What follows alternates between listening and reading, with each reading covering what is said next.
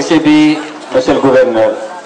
pour résumer ko un tout petit peu gis ngeen xale yi ñuy lire fii ay téere ñëw naa man même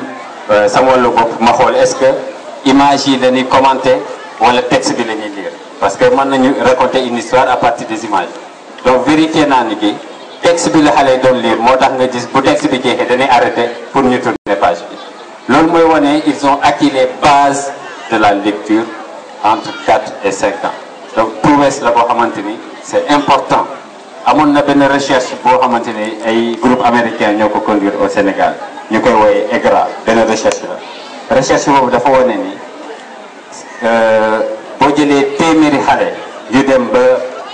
3 ans à l'élémentaire donc yu dem ba classe de 4e élémentaire seulement 9% si jigéen ñi xale yu jigéen ñi ak 11% ci xale yu góor yi ñoom ñooy mun lire muy une catastrophe parce que état bi dafay investir ci enseignants yi investir ci formation yi investir sur tout ce qui va dans l'école xam nga ni suñu budget éducatif bokk na ci budget yi gën a mag en Afrique 36% avant dañ daan wax 41% et que malgré loolu seulement 9% wala 11% ci suñu doom yi après 3 ans d'école ñoom ñooy mun a lire correctement donc dafa mel ni suñu investissement bi kon c'est mal utilisé mais dañu gis ni war nañu gëstu kon pour comprendre lan moo waral ba malgré investissement bu 10 boobu 36% du budget c'est pas une petite chose il faut ñu comprendre lan moo tax ba malgré importance du budget bi xale yi ils ne lisent pas correctement ñu gis ni en réalité am na ñaari difficulté première difficulté bi mooy niveau de formation sunu enseignants yi war nañ ko xoolaat pour aller vers la qualité deuxième bi mooy niveau de sensibilisation des parents pour que ñu xam ni école nekkul dépotoir d'enfants boo dugalee sa doom école responsabilité bu mag la boo xamante ne da nga koy accompagner par des mesures d'accompagnement mooy suivi scolaire moom la xale yi wone te gis nañ ni ki dans les recherches man je suis docteur en psychologie def nañu recherche gis nañu xale yoo xamante ni ils ont que 6 mois après la naissance xale yooyu seen intelligence ak intelligence su mag amatul benn différence intelligence liir bu am juróom benn weer ak mag bu am 60 ans ba ci kaw amatul benn différence moom la jàll yàlla subhanahu wa taala wa ja'alnahu sami'an basiran yàlla defar na nit mu mat sëkk donc loolu bala xale bi di juddu yuuru xale bi màgg na pour xale bi mën a jàng dès 5 mois après la grossesse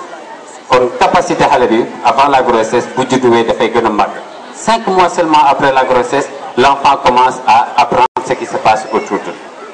donc dina jàng toutes les scènes de violence qu'il y a autour de lui mais dina jàng également toutes les scènes d'affection qui se tournent autour de lui muy loolu mooy wane ni lu yeneen ci boo xam sallallahu alayhi wa sallam ni da ngay yar sa doom balaa muy juddu ñu bëri interpréter nañ loolu en terme de tànnal ko tur bu rafet tànnal ko yaay bu rafet yaay bu baax waaye dañuy fàtte wax ni tànnal ko baay bu baax également am na solo tey am na recherche yu am doole yu wane ni ki l'enfant ressemble à la qualité de ce que mange son père c'est sorti en 2013 maanaam bu fekkante ne lekku papa bi baaxul wér-gu-yaram xale bi avant la naissance du mën a baax c'est extraordinaire c'est prouvé en 2013 fin 2013 donc mu mel ni kon xale bi nekkatul sous la responsabilité seulement de sa maman mais c'est sous la responsabilité de tout le couple c'est sous la responsabilité de toute la famille mais c'est sous la responsabilité de toute la communauté parce que sama doom bu bonee ñi koy seetaan dina dem yàqi ko mu jàpp également donc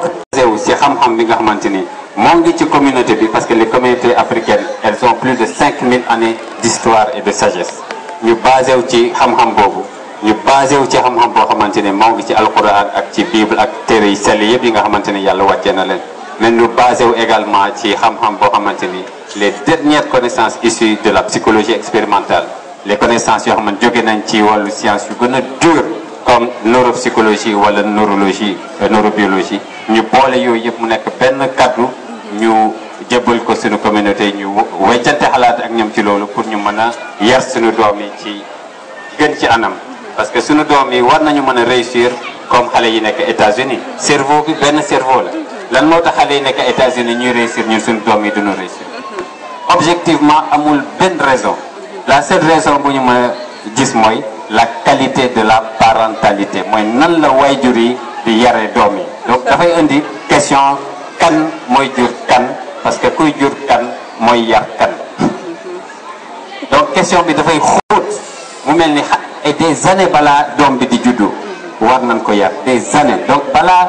doom bi di juddu balaa waajuram yi di juddu la ñuy yar doom bi c'est-à-dire que 50 ans balaa doom bi di juddu war nañ ko mën a yar parce que war nañ yar ku ko war a jur kon di nga remonter 50 ans 100 ans 200 ans 1000 ans 2000 ans balaa xale bi di juddu war nañ yar toutes les personnes qui sont dans la chaîne de la filiation bu ñëw jur xale bu kon mu mel ni tey di nga gis jikko yoo xamante ne ñoo ngi fi ñu koy rafetlu judd nañu 2000 ans avant ñun man sanna sunnatun hasanatun falahu ajruha wa ajru man amila biha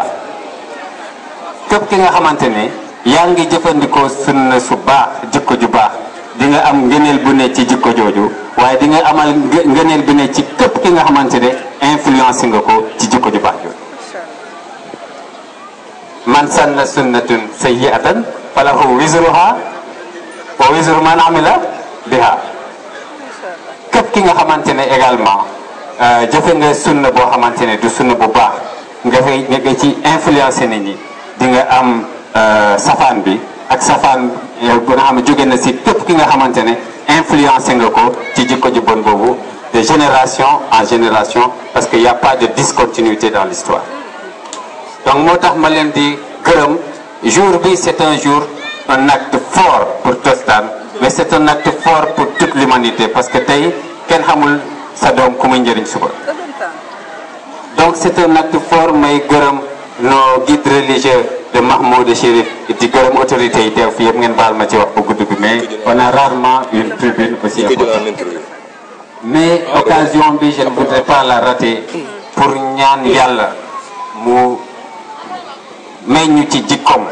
yàlla yërmande kese la inna allaha raufur rahim boo xoolee ñu ne le mot rahman dafay ñëw 2 fois plus que le mot azab maanaam yërmande yàlla dafay ñëw 2 fois plus que le mot mbugalu yàlla muy wane ni yàlla soxlawul dara ci àddina léppam yërmande en réalité lépp li nga xamante ni dañ ko wax ci wàllu mbugal c'est pour avertir l'humanité mooy comme nga ne sa doom boo defee lii dinaa la duma boo defee lii dinaa la duma mais ça ne veut pas dire que da nga soxor kon bu fekkente ne ñun am nañu sagesse boobu yàlla mi nga xamante ne moo ñu sàkk yàlla moo ñu ëpp sagesse foofu donc may ñaan yàlla di ñaan suñu kilifa diine yi ak di ñaan képp ki nga xamante ne kilifa nga fi nga teew ñu ànd yërëm suñu doom yi ñu xamante ne chaque acte de miséricorde bu ñuy def ci suñu doom yi chaque acte yërmande bu ñuy teg suñu diggante ak suñu doom yi dina am lu muy jur tey dina am lu muy jur suba te bu ñu yàlla jëlee ñu denc ñu ci kaw suuf ngëneel yi dinañu fekk ci kaw suuf loolu mooy ngëm yàlla bu wër can mooy mu wóor la ni lu baax li ngay def tey incha allahu taala dina la fekk ci sa biir. La marche des kangourous a été initiée par le village. Donc, ce n'est pas une initiative de Tostan. C'est le village de Mahmoud Chérif qui a donné cette impulsion. Et nous avons jugé qu'on devait saisir cette occasion.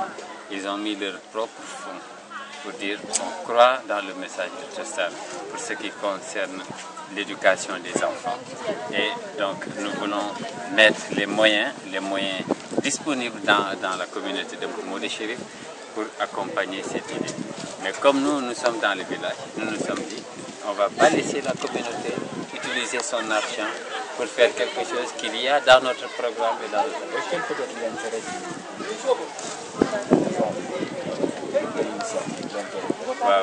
L'intérêt, il est multiple. Le premier point, c'est l'adhésion de la communauté de Mahmoud Chérif au message. Ça, c'est une première chose. Le deuxième intérêt, c'est de faire croire aux gens que nous pouvons changer la façon dont nous éduquons nos enfants. Si nous avons jusque-là utilisé de la violence pour éduquer nos enfants, on est là maintenant pour dire on peut changer. Ce n'est pas une fatalité. On peut utiliser des méthodes alternatives qui sont de l'ordre de discuter avec son enfant, essayer de comprendre ce qui se passe, ne pas se presser de le violenter. Donc ça, c'est des intérêts. Et maintenant, vous avez vu toute l'assistance qu'il y a, ce n'est pas seulement la communauté de Mahmoud Chérif, c'est 66 villages qui parlent mandingue qui ont été réunis ici, qui ont été représentés par 5 à 6 membres. Donc, si vous avez 66 villages qui sont représentés et qui décident de changer leur façon d'éduquer les enfants, vous savez que ça change la donne au niveau de la Casamance. Donc ça, c'est l'intérêt le plus important. Pourquoi le terme kangourou? Ok, le terme kangourou, jusque-là, nos femmes portent les enfants sur le dos. Et ça a beaucoup de mérite et c'est très important. Mais ça les empêche de parler avec le bébé. Elles sont obligées de faire des choses impossibles, une gymnastique très dure pour parler avec leur bébé. Le kangourou porte son enfant devant. Donc c'est pour que nos mamans, quand elles ne sont pas